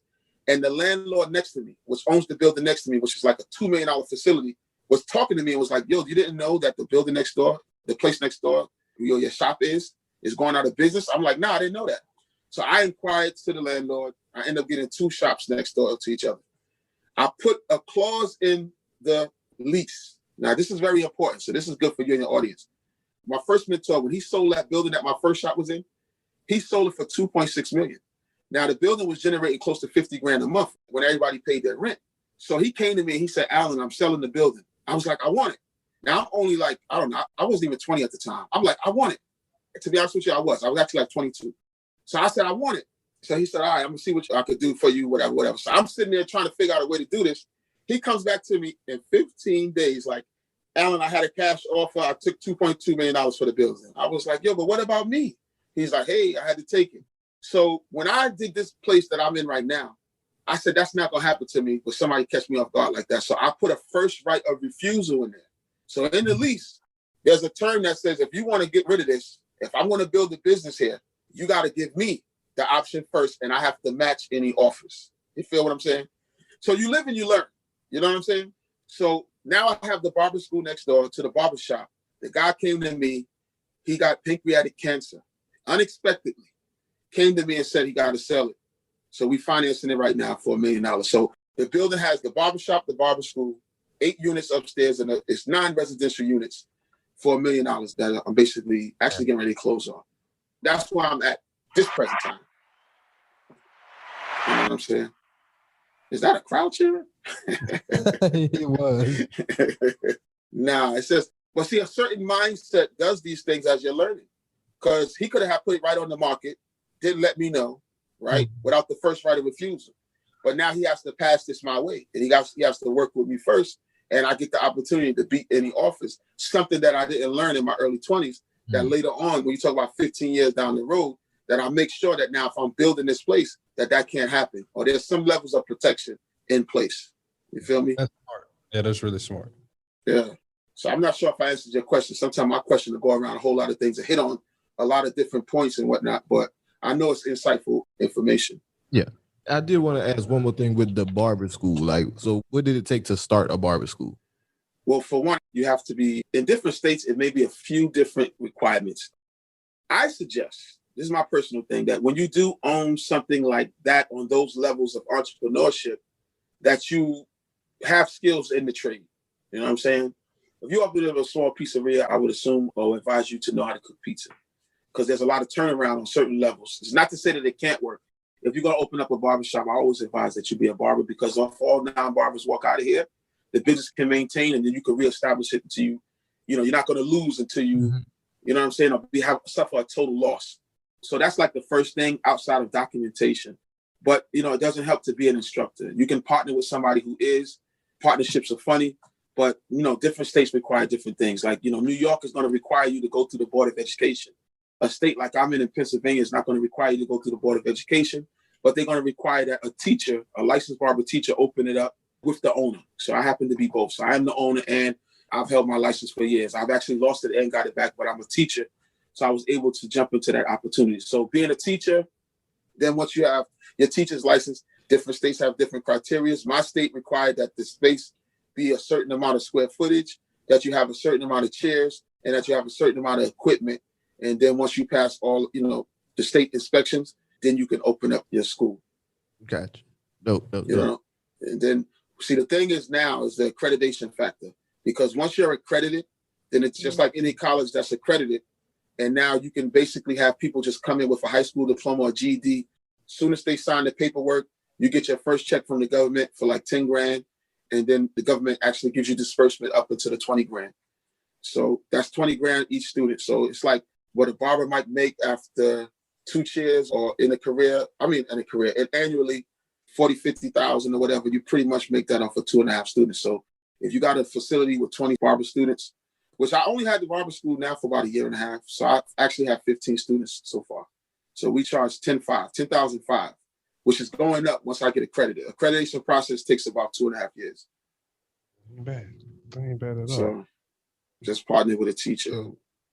And there's one last thing I want to get into before we pivot to our last section. And there's the thing about the credit that you alluded to earlier. So I want to get into that because I remember with the consultation and we talked about what you're doing with credit. Let's get into that. Sure. You guys asked me earlier too, like, how do I go from one thing onto the next on this thing? Let me say this. I think that there is no experience that you have or having now that's not designed intentionally by God to open up major doors of prosperity for you. I just think that it's sometimes our ways of thinking that we can't see it. So let me just say that one more time. I don't think that anything y'all guys are doing right now, what you're involved in, is unintentional. I think it's extremely intentional, and God has his hand on it. I just think sometimes what we think in our limitations in our mind, we can't see the fullness of what can possibly happen. In other words, we don't see the bag, we don't see the millions, or we don't see the components that will fully scale or leverage our situation. Mm-hmm. So I think that with me, when you ask those questions about like, how did you go from the one thing, how did you do this, or how did that? It's because there's certain things that my mind just keeps telling me and I see. So for example, right, my credit stuff has to do exactly from me thinking of how to finance the people at my school who don't have the financing and can't qualify for financial aid if I can't provide it. What could I do? And I went to go talk to a couple of school owners, and they told me, they was like, there's only 2 things you can do.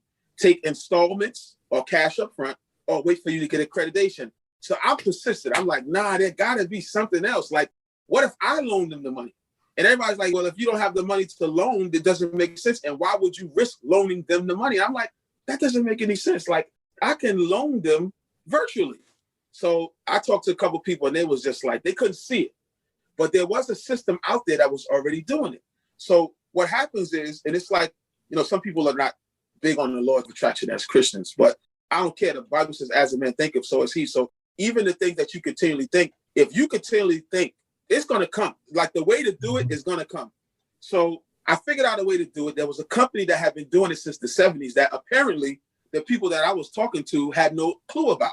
But my persistence, which is a very key factor of what we should have, my persistence kept saying there got to be a way. So all of the kids, besides maybe 2 kids that attended my school, at least 13 of them are on my financial plan to pay me back money that I extended to them out of my own, basically, resources, my own pocket. So that was nugget number 1 for me, right? So, of course, the internet is something that I have been a part of since 2004, 2005. Very strong. A little bit earlier than that, but it didn't take off for me until 2005 that I do certain stuff, or I've just, you know, put together certain things. So this website called .com Lessons, about 2010, I registered .com Lessons. And I was going to basically have a hub or a marketplace for people who were doing courses to provide their lessons and just basically do what Udemy is doing. It's a couple of them out there, right? That I can't think of off the top of my head, like Linkshare and Skillshare. So I put that to the side. So I got like 200 domain names of concepts that I had from back in my days of whatever, just doing a whole lot of internet stuff. So I don't know what it was. I can't tell you what made it spark in my head to mix credit and .com Lessons, but something just sparked based on the history that I had. So I said, well, you know what if I put together these courses that I have in other people's courses, and I let people finance them, and as a result of them financing them, I reported to all of the 3 major credit bureaus. Hey, it's Brooke England here from Deposits. And if you're a fan of culture and business, then be sure to check out and subscribe to Deposits, where I interview dope individuals and celebrities of the culture. And we get into contracts, entertainment, and my favorite part, payouts. It's brought to you exclusively by the Revolt Podcast Network, anchored in hip hop, powered by creators. So I said, Next thing you know, after a little bit of research, all of the credit bureaus told me a way that I could get it done. So I said, all right, I'm going to do it. So then I had the concept together where now you could come and finance courses that I basically fund or have the resources. So for example, my stuff is actually launching next week. You come to .com lessons, and I'll give you a credit line of $2,000. You go on my site and you spend $60, the annual membership, which is all finance. So for the first 30 days, you get approved for credit and you don't spend any money. Then you make little monthly payments, $10 to $15 a month for a year, and your credit score goes up because your utilization will be high. If you keep it $2,000 and only paying back like less than $100, your utilization was high. Plus you'll work on your credit history payments because your monthly payments will be low and you'll be able to establish credit. So that's the system in a nutshell, but it's no upfront anything. And now I got people in my community and abroad now establishing credit history to actually go ahead now and finance, hopefully paying assets like income properties or whatever the case may be, and no upfront. So Capital One would be somewhere where you would go and put $200 or $300 to get started. They give you a secure credit card. Or Self. Self is another one, which they're doing installment. Have y'all seen the Self app? Mm-hmm. They're doing like loan installment. So basically my thing is education and finance and education, which our society is accustomed to finance and education, right? So finance and education and building your credit at the same time is what I'm working on with the component of building your credit. So I also have, in addition to that, which is my finance company. This finance company is what's going to finance the .com, and another company that I'm doing where I'm doing two-tier marketing is called Your Credit Connect. Your Credit Connect. So my goal is to basically push out 50 million in credit to build people's credit. And the difference with me is that even if they have a bad debt, everything will be workable because I'm not intentionally trying to destroy anybody's credit. So there'll be different negotiations where they can get out. We won't sell your debt off. We just make negotiations. We won't take you to court, any of those type of things. So I'm really trying to position myself to help those get credit and then empower people to build credit to go out there and purchase income properties or purchase leasing or whatever the case may be. So that's my goal. Powerful. Yeah, that's really powerful. That's major. Yeah. So that's my goal. .com lessons, helping build credit. And so the site is fully live right now and fully functioning. Are you in the beta mode? Like, can people go ahead? Right now, you can just put your first name and email in there. The site will be live next week. So right now, we're just doing all of the beta testing, finishing up the beta testing. But this is what I do with websites and stuff. And then it'll be live this week. You can go right now to the main page. It's just going to show you a brief video. You can go right now and just submit your email or whatever. It's just a squeeze page right now. And there's a little video on there that explains what we're going to be doing for you. But anyone can sign. As long as you're over 18 and you're a U.S. resident, then after your first two payments, we'll be reporting your payments to all credit bureaus, right? And within a short amount of time, your credit score will increase. Now, if you got to work on other stuff, there's going to be other people that are going to assist where we have like different credit repair help and stuff like that. But the main thing is to start building your credit history. And let me tell you something. The thing about the Your Credit Connect, which is the next thing that will be launched in about 60 days, when you get on there and you start referring people, you start making residuals off of everybody you refer that needs to build their credit. So let's say, for example, you get into this system and you're paying $20 a month while you're building your credit, and then you refer 10 of your friends. You're receiving $5 a month off of all of their residuals and all of the products that they purchase on this site, as well as everybody is getting their payments reported to all of the three major credit bureaus. So now the reality is, even if you're paying $20 a month, but you referred 100 people, your $20 a month is covered because now you are making money. So the Your Credit Connect, when that site goes up, our little motto, I say ours because I sat down with somebody else and I came up with this, even though I own the company 100%. That's why it's good to have a mastermind group or people you brainstorm with. But it's basically get paid while you build your credit. Get paid while you build your credit. So that's Your Credit Connect. Get paid while you build your credit. So all you got to do is tell people, listen, when you sign up at Your Credit Connect, use my username. Because when you use my username, I get the referral.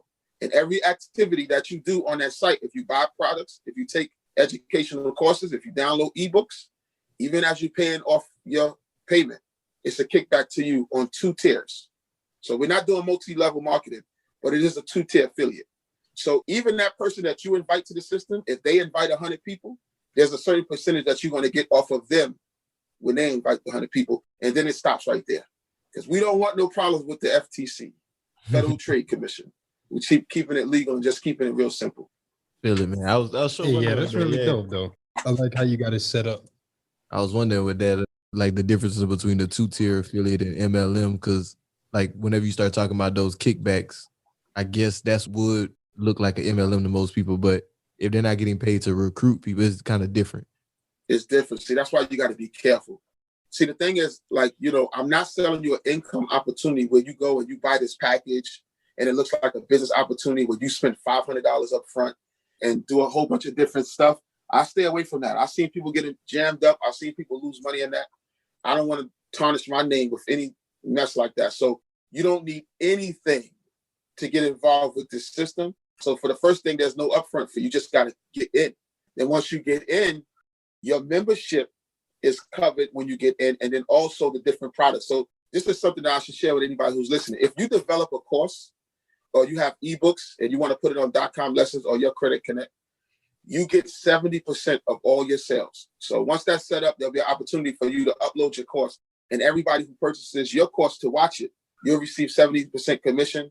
The site receives 30%. And how we pay it off? So it ain't like you get your money up front. So let's say you put your course on there, whatever it is, you sell 1,000 of them. Your money is coming in as the payments are made, and there's a forgiveness plan for anybody who didn't make the payment. So we are banking like a bank. Like a bank has a fraud department, right? The bank already knows, any bank I'm talking about, already knows that they got 7 to 8 or even 9% of fraud that's going to happen. Ain't nothing they can do about it. So they already count for that. So when you sign the terms and conditions, we basically say, listen, this is not furniture. This is not computers. This is digital products. So if somebody don't want to pay you for your ebook, don't hold us to that. But you're going to make money off of everybody who makes the payments. And if you agree to that, then your ebook downloads 1,000 copies, then you're going to be receiving residuals and money as the payments come in, and it's dispersed to where it needs to go. So 70% go to you, 30% come to me, and whatever other fees and stuff like that, credit card, transaction fees, and anything like that. So it's a no-brainer because some people, let's say if you got a high-end product or high-end course, everybody can't grab that high-end course. Let's say it's $197, right? Or $497. Some people really can't get it. But if there's an opportunity for them to finance it, they'll surely say, well, you know what? I can make 10 payments of $40 a month or $30 a month to get it. And then it's only digital. So what's a digital file? The digital file is only worth what's on it. But right now, if I had to say, well, I just lost 1 million digital files, y'all would be like, what does that mean? What was on it? You know what I'm saying? I got this concept. One of my mentors told me, like, Microsoft will sell Microsoft Word on their medium, same CD for $147. 50 Cent will sell his music on the CD for $5 to $10. Same CD, but the value is only what's on the content, right? Mm-hmm. But it's a CD. So now when we talk about digital, if you stole 10,000 downloads from me, it's like, okay, you sold 10,000 downloads from me, but I just made $400 off of 100,000 downloads. So I'm not tripping. Mm-hmm. It's only downloads. I don't got to chase nobody to repossess their computer or their car or their furniture. You feel me? Yeah. So, Al, man, we're going to pivot into the last segment of the show. Yes, let's do it. We're going to ask you, what's on your timeline, my brother? So what's something that you've seen on social media, the internet, anywhere that you just, like, it stood out to you want to speak on? You know what? I kept hearing Clubhouse. Can I talk about that? Clubhouse? Yeah. I mean, that's, the chatty house. Yeah, but it's so valuable. It's like, it's another tool that entered the space that I think is just a disruptive type of scenario that if used the right way could benefit anybody who knows how to use that tool. So I kept seeing Clubhouse come down my timeline. Like, what's that? For like a whole month. People talking about Clubhouse. Then I finally got on there. Then when I got on there, within like 3 weeks, I had like 600 followers because I realized that when I speak, that's where my tool is at. People listen. So I'm like, wait a minute. And then if you're saying powerful stuff and you have something as far as a product or whatever to lead people to after you say the valuable stuff, it's a very important tool. So that's all I can really think of as far as the digital space that I'm very excited about right now. Because once my other two ventures are ready to go, I'm going, what you call it, chatty? I'm be chatty boxing all the way up in there. I mean, chatty. Oh, this one, see, it's what you use stuff for. You know what I'm saying? There's a lot of people going up there. And like I said, that's why it's important to have these mentors putting stuff in your mind so that when something comes, see, I believe there's things all around us, right? But if you don't see it, you'll never see how it can multiply. Jesus fed 5,000. His disciples came to him and said, how are we going to feed these 5,000? Let's send them home. He said, send them home. No, keep them right here. What do we have around us? So when they like, well, we only got like a couple of fish and some loaves. He said, that's enough. He multiplied it. So even when he took it, they asked him, what you going to do with that? So I say that to say that there's things all around you that could be multiplied. But if you don't have the mindset or the insight, you're going to be sitting around $1 million opportunities and you ain't going to know what to do with it. There's $1 million right around everywhere. There's money all over. There's opportunities. But if your mindset is not thinking, those things are just going to sit around your circle and not be tapped in because you haven't been fed. So I know there's some people, I go to Clubhouse, I've been in a couple of them rooms, and I choose to change the whole atmosphere. So I intentionally go into those rooms sometimes where they talking about nothing or they talking stupid. And I'll say something crazy. And it makes the whole room shut up and say, what? And then I'll elaborate on it. And then it'll just convict everybody and say, okay. And then that's how I'll get some followers. So I ain't trying to take up time what I do, but I'm Alan Brown, and I thank y'all guys for having me on y'all show tonight, man. This is actually my first video podcast, which I'm thankful and I'm grateful. Yes, indeed. Yes, indeed. Well, Al, man, we appreciate you coming on here. Definitely offering a different insight on Clubhouse. I know us personally, we don't mess with it as much. We've been on there. I know the one thing I will say about it is that it is definitely disruptive in that space because it's kind of changing the perception of what social media is. People haven't always thought of social media as like audio platform where you can just speak. Everybody, for the most part, social media has been like the MySpaces, the Facebook, the Instagram, where it's like pictures, videos. Mm-hmm. Clubhouse is definitely different in that respect. And like to your point, it definitely does present a lot of opportunities in that space because you get that live interaction with people. But yeah, man. Appreciate that insight. Yeah, man. Appreciate it. Definitely enjoyed this conversation though, man. It was very, very insightful. Appreciate you like just talking about your journey, and I really gained a lot from just like you said, the obedience part and the faith part. Yeah. So, can you please let the people know where they can follow you on social media, how they can tap in with any of your products or services, where they can find your book? Absolutely. Well, on Instagram, I am at Pastor Alan Brown. That's ALLEN Brown. So you can find me on that. As far as Facebook, I am also Alan Brown, but my Thursday night studies is like Word to Prosper. As far as my book, $1 Million Seed, it's available on Amazon. You could also Cash App $1 Million Seed, and you could actually get a copy as well. And that's really pretty much it. As far as my .com lessons, you can log on to .com lessons. If your credit is not right, everybody is rejecting you, we will give you a shot. There is no rejection. Everybody is approved. All right, so you can get approved. I'm not tripping. If you don't want to build your credit and don't pay, that's on you. But if you want to use a tool that's provided and there's no approval process and some of the key components to boost your credit score, then you can mess with me at .com lessons. All right, and also within there, you'll actually find out about the other program that I was talking about, which is Your Credit Connect. All right, Your Credit Connect. Any barbers out there? I just caught a sale while I was sitting there. I seen it come in. Let me tell you something. That's one thing I got addicted to when I first got on the internet. I connected with a company that was taking the transactions, and I didn't know what their notifications was, but it kept saying PNP, which was plug and pay. I'm addicted to that. I'm addicted to my email going ching, ching, ching. So, but anyway, if you go to Barbershop Cash Flow, you'll see how basically I am on video showing how to build a barbershop, to build it to generate over $100,000 a year for you. For all y'all barbers that might be listening, that's Barbershop Cash Flow. I got so many domains, but that's just that for now, man. Just check me out at Pastor Alan Brown on Instagram, and that's how you can find me. I want to say thanks to each and every one of you brothers. Much success and prosperity to each and every one of y'all. All right. God bless y'all, and thanks for having me. God bless you too, my brother. Appreciate you for coming on. Yes, thank you. And before we wrap up, we'll get into some house cleaning items. Once again, everybody, thank you for tuning into the Black Wealth Renaissance podcast. Week in, week out. We just look to provide you guys with different value. If you enjoyed this episode or any of our previous episodes, please leave a rating and review. It helps grow our show and helps us get to more people.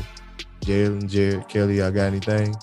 I just want to say y'all support. Y'all sign up for the Patreon, or if you don't want to become a Patreon, you can do a one-time support through Anchor where you can just donate like $1, $5. If y'all want to keep on seeing this amazing content that we got going on, we're trying to level up our content. y'all support the podcast. So you can do that through 2 ways, Patreon or just through Anchor. Definitely tap that link though. Yes, sir. Just want to say thank y'all for listening to us and keep rocking with us. Giving y'all some more special content coming soon. Big facts. And on that note, y'all, with that said, this is Black Wealth Renaissance signing out. Peace. I got money on my mind. I'm just trying to get some dough. I ain't picking up my line unless it's money on the phone. Gotta get it on the daily. All I want is dubs. You know what I'm on. I've been chasing after paper. All I know is run money marathon.